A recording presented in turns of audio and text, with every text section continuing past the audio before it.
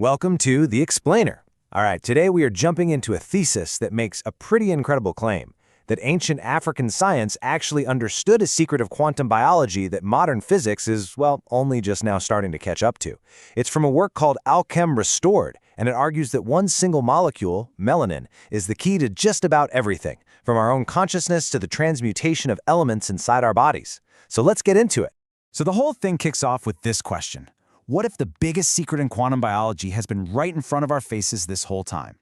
It suggests that the fundamental engine of life wasn't just, missed, but that it was deliberately ignored. And that this engine, which is all centered on one molecule, could literally rewrite everything we think we know about biology. The core scientific idea here is something called non-destructive charge collapse. Now, just try to imagine life as this perfect biological lightning rod. One that can focus an insane amount of energy into one tiny, stable point without just blowing up. It's the secret to how life itself gets organized. But, and this is the key, the thesis argues that when mainstream science talks about this, they're describing the lightning, but they absolutely refuse to name the rod. There's this huge deliberate hole in the story. And this quote, well, it really gets to the heart of the whole accusation. See, modern biophysics can describe what's happening, the physics of this charge collapse, but they just go silent when you ask how it's happening biologically. The thesis is saying, look, this isn't some accident. It's a silence so loud, it's basically a confession. It's proof that a key piece of the puzzle is being hidden on purpose. So what is it? What is this missing piece, this biological engine that science just refuses to name? The thesis gives a single, bold answer: melanin. But it argues that almost everything we've been taught about this molecule is completely and utterly wrong. Yeah, the thesis argues that calling melanin just a pigment is a massive, deliberate misdirection. The author has this great way of putting it. It's like describing a quantum computer as simply a device that gets warm. It's technically true, but it misses the entire point. Instead, this work reframes melanin as nature's most sophisticated, high-level piece of biological technology. And the real key to unlocking its power is activation. The author makes this super clear distinction between dormant melanin and activated melanin. Think of it like this. Dormant melanin is a solar panel in a dark room. It's just a black square. But activated melanin, that's the same panel at high noon, fully hydrated, energized by light, and just buzzing with energy, performing these incredible functions. This idea of waking up your melanin is absolutely central to the whole argument. Okay, so this is where it all comes together. The thesis claims that these 4 known properties of melanin aren't just separate tricks, they're actually 4 gears in one single amazing machine. It's a piezoelectric transducer, meaning it turns simple vibrations like your own heartbeat into electricity. It's a superconductor, moving that energy around with zero loss. It's a quantum processor, keeping the entire system in perfect coherent sync. And finally, it's a holographic interface, storing information. Put them all together and you get the exact engine of charge collapse that science has been describing, but just couldn't or wouldn't name. But the physics is only half the story. The thesis then argues that this incredibly advanced science isn't new at all. It has an ancient history that's been systematically erased. We're not just talking about correcting a scientific paper here. This is about reclaiming a totally lost legacy. So the author traces this all the way back, thousands of years, to the Nile Valley civilization that called itself Kemet, which means the Black Land. The argument is that what we call European alchemy is just a watered-down, distorted echo of the original science, Alchem, which literally means the science from the Black Land. And its practitioners? They weren't chanting mystics. They were masters of biophysics. And the author says the proof has been hiding in our language this whole time. They present this word history as a factual record of who got this knowledge from whom. You can see the straight line from the original Kemetic, KMT, which the Greeks called chemia, which then becomes the Arabic alchemia, literally the Kemetic science, before it finally gets watered down into the European alchemy. The argument is that this is the signature of its origin, hidden in plain sight. Now, this Kemetic science didn't just disappear. The thesis argues it was carried into Europe by the Moorish Empire, who then refined and expanded on it for centuries. You had these great libraries, like the one in Cordoba, that became world centers for this knowledge, all developed by brilliant Moorish scholars. But, the author claims, as the Reconquista rolled through Europe, this incredible intellectual inheritance was taken, its origins were whitewashed, and its history was completely rewritten. The author actually has a name for this act of historical theft: epistemicide, the murder of a knowledge system. The idea is that you don't just forget history, you actively kill it. The thesis argues that the science was stolen, yeah, but the most important part was that its connection to the African and melanated people who created it was deliberately cut. It was an act of intellectual violence, all designed to erase a legacy. So we have this radical science on one hand and this erased history on the other. This next part is where the thesis ties it all together into one unified theory, and it reveals the full power of what it calls the charge collapse engine. So here's how the mechanism works, from start to finish. It all starts with vibration, sound, your breath, even your own heartbeat, which melanin converts straight into electricity. That electrical charge then flows through the body's melanin network with perfect superconducting efficiency. As it gets to the brain, neuromelanin makes sure the whole system stays in perfect quantum harmony. And the final result? A coherent energy field that literally surrounds the body, what the author calls a holographic biophotonic field. But just managing energy is only the beginning, and this is where the thesis makes its most shocking claim. It argues that this powerful, coherent energy field can actually weaken the Coulomb barrier. That's the fundamental force field that keeps atoms from just smacking into each other. And by weakening that barrier, the body can supposedly perform low-energy nuclear reactions. In other words, the thesis is suggesting that alchemy, the transmutation of elements, can happen inside our own cells. This is it. This is the ultimate claim of the thesis, that the alchemical dream of turning one element into another was never a metaphor. It was a literal description of a biological process, biological transmutation, and that activated melanin is the engine that makes it all possible. The author argues this is the missing link that could finally explain all those documented, but so far unexplained, cases of elements changing inside living things. And this brings the entire theory full circle, right back to where we started in ancient Kemet. The thesis connects the physics of this charge collapse directly to the core Kemetic concept of Ma'at, the principle of cosmic order, balance, and truth. In this view, Ma'at wasn't just some philosophy, it was a law of physics. It was the organizing principle of the universe, and melanin was the biological key that allowed humans to tap right into it. The Kemetic priests weren't mystics, they were quantum biologists. So the final section of the thesis really hammers home that this isn't just some academic debate about physics or history. The author argues that this scientific and historical erasure has had profound, real-world consequences for people's health and their understanding of themselves today. And this slide really lays out the two competing stories. On one side, you have what the author calls the incomplete, broken record, a science that can't even explain its own mechanisms, a history that just erases its African origins, and a biology that dismisses melanin as unimportant. And on the other side, you have the corrective record, a framework where melanin is the star player, the Kemetic and Moorish origins are put back in their rightful place, and the biophysical power of melanin is seen as critical to health, especially for melanated peoples. And so the thesis wraps up with a direct call to action. It's really asking for a revolution in both science and culture. In science, by funding new research led by melanated scientists and actually getting this knowledge into clinical medicine, and in our everyday lives by promoting practices like hydration and getting sunlight that help activate melanin's potential. And finally, a formal historical acknowledgement of the Kemetic and Moorish traditions as the true source of this science. So it doesn't end with a nice little summary. It ends with this question aimed right at you, the reader. It completely transforms the argument from some abstract theory into a really personal choice. The author reframes all of this lost science, not as some historical artifact, but as a birthright, and then asks if you're willing to claim it.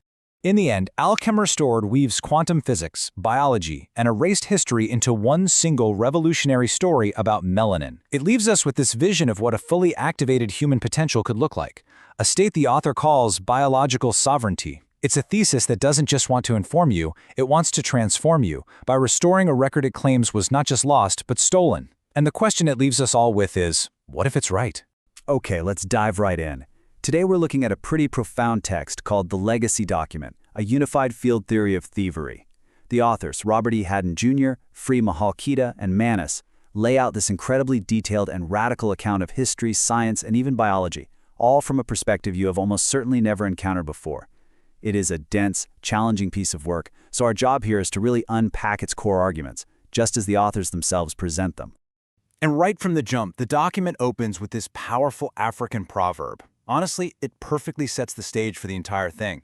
The authors are basically saying, we are the lion, and we have learned to write. This whole document is their attempt to finally tell the story from the lion's point of view, to challenge the narrative that they say has glorified the hunter for thousands of years.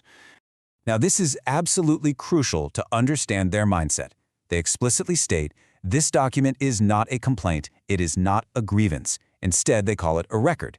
You can almost think of it like a detailed ledger, a meticulous accounting of what they argue was taken, how it was taken, who took it, and what was done with it, all stretching back 5,000 years. So every story has to start somewhere, right? For the legacy document, that beginning, that origin point, is a place they call Kemet. This is the specific place in time they identify as the source before any of the alleged theft even began. The text asserts that long before the continent was ever called Africa by outsiders, it was known by its own people as Alkebulan, which translates to Mother of Mankind. Now, for the authors, this isn't just a simple name change. They see it as the very first step in a long process of erasing a people's memory and their identity. They're arguing that this was the original trunk of the entire human family tree, not just another branch. So within this land of Alkebulan, you have the civilization of Kemet, what most of us know as ancient Egypt. And according to this document, Kemet was the absolute wellspring of humanity's foundational knowledge.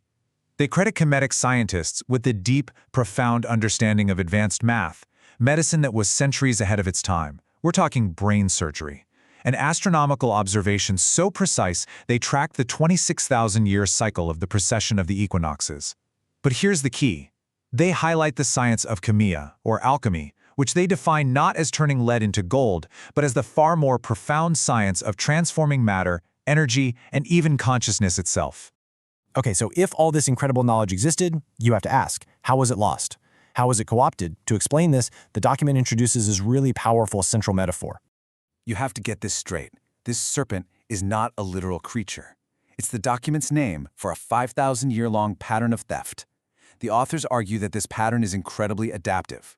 When one method of theft no longer works, the serpent doesn't die. It just sheds its skin and takes on a brand new form. It's a metaphor for a continuous, unbroken strategy of taking what isn't yours. And this is a perfect illustration of what the document calls the serpent's very first skin. After a series of invasions of Kemet by foreign armies, the text argues that the great libraries, like the famous one in Alexandria, were systematically looted and then, eventually, destroyed. The authors have a name for this: epistemicide, literally the murder of a knowledge system. Think about the strategy. You steal the knowledge, you destroy the source so no one knows you stole it, and then generations later you present that stolen knowledge as your own original genius. And according to the text, this pattern, the serpent, just kept evolving through different skins. After military conquest, they say, came religious fabrication, where Kemetic cosmology was allegedly stolen and repackaged into Abrahamic religions. That was followed by the skin of colonial slavery, which the document recontextualizes in a very, very specific way. And finally, they argue its current skin is something called terminological theft, where original Kemetic science concepts are being rebranded with the modern language of quantum physics, but with one crucial element intentionally left out. And now we get to that missing element. And this is where the theory presented in the legacy document really pivots and becomes something else entirely. Their entire argument hinges on a radical, fundamental redefinition of a single substance in the human body. So on one side, you have the conventional science we all learned in school. Melanin is the pigment that gives color to our skin, our hair, our eyes. Simple. But the legacy document, it throws that idea completely out the window. It makes this extraordinary claim that melanin is actually a sophisticated quantum biological system. The authors assert that it functions as a room temperature superconductor, a piezoelectric transducer, and even a holographic interface that's capable of processing energy and information directly from the environment. And if you accept that redefinition of melanin, it changes how you look at everything that follows. The document reframes the entire transatlantic slave trade and the plantation system. It argues it wasn't just about economic exploitation and free labor. No. It was a deliberate, systematic biological attack. The authors argue the specific conditions of slavery, malnutrition, chronic stress, dehydration, sun deprivation, were perfectly designed to suppress the quantum capabilities of this melanin system, making an entire population biologically easier to control and dominate. So, after laying out this vast, sweeping history of what it calls theft and suppression, the document makes a crucial shift. It stops focusing only on recording the past and starts talking about a plan for the future. And this right here illustrates the end game. The ultimate purpose of the legacy document isn't just to be a historical account of wrongs. It's meant to be a blueprint, a roadmap for what it calls restoration. And this means restoring the true history of Alkebulan and Kemet, restoring the science of melanin to what they claim is its rightful place, and ultimately allowing for the restoration of biological sovereignty, a state where people can understand and activate the full potential of their own biology, free from the systems of suppression the document has described. So, we've just traced the core arguments of a text that presents itself not as a theory, not as an opinion, but as the record of human history. It challenges the very foundations of what we think we know about science, religion, and our own past. And that leaves us with a really big question to grapple with. What is the potential impact on our identity, on our society, on science itself, of a narrative that doesn't just ask to revise the history books, but demands a complete and total reset of the entire record? That's definitely something to think about. Okay, let's just dive right in. What if the single most important scientific discovery in all of human history wasn't just lost, but was stolen and intentionally buried? Today, we are breaking down a really provocative theory pulled from 3 different sources. They lay out this idea of a unified field of thievery that stretches back for millennia, a massive theft of knowledge, of culture, of power. And right at the center of it all is one molecule, melanin. So the sources use this quote to frame their entire argument, and you really have to let it sink in. They're not just talking about forgetting things. The key word here is liquidating a people by wiping out their memory. This idea that knowledge can be deliberately murdered is the core crime that we're going to be unpacking. All right, so where do we even begin with a story this big? Well, the documents are really clear on this. They insist that we have to start by throwing out everything we think we know about melanin, because they claim the definition you learned in school isn't just missing a few details, it's a deliberate misdirection. And this, right here, is the absolute heart of the theory. It's a radical redefinition. We're moving melanin out of the biology textbook and putting it squarely into the world of quantum physics. So forget about it just being a skin pigment. The sources argue it's the body's master conductor, the organic hardware that literally connects us to the energy and information of the universe itself. Then they lay out these 4 just mind-blowing properties. Take piezoelectric transduction. That's the ability to turn vibrations, like sound waves, into electricity. Wild, right? But here's the kicker. They say these aren't 4 separate tricks. They're all part of one single unified process. It's basically a biological superconductor, a system that can absorb and process energy with 0 waste. And this image, well, it really brings their whole scientific claim to life, doesn't it? They're presenting the melanin molecule not just as a chemical, but as a piece of organic technology. This, they argue, is the actual physical hardware in your body that makes things like consciousness and even deep healing possible.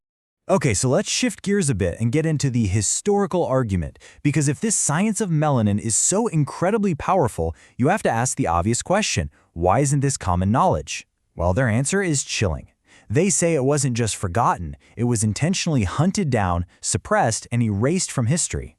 The story as they tell it begins here, in Alkebulan, what the sources call the mother of mankind.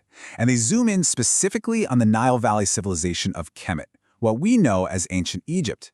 They make the case that this was the cradle of this advanced melanin science, a knowledge that was literally the foundation of their entire society.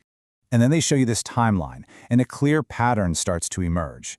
They argue that these invasions of Kemet, one after another, weren't just about grabbing land or gold.